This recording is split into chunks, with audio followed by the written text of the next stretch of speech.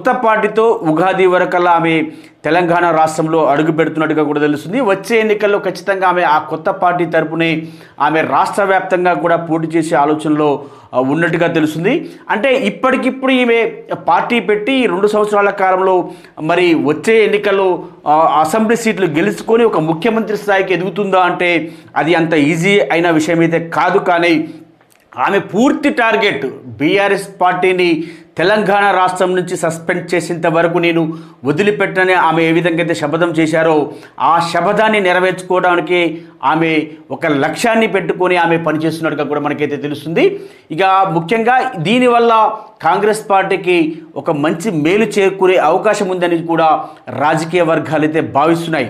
చూడాలి ఈ కవిత కొత్త పార్టీ ఏ విధంగా సక్సెస్ అవుతుంది, అలాగే కేసీఆర్ కవిత గురించి చెప్పే విషయాలు తెలంగాణ ప్రజలు ఏ విధంగా అవి తీసుకుంటారనేది అయితే మనమైతే వేచి చూడాల్సిన అవసరం అయితే ఎంతైనా ఉంది.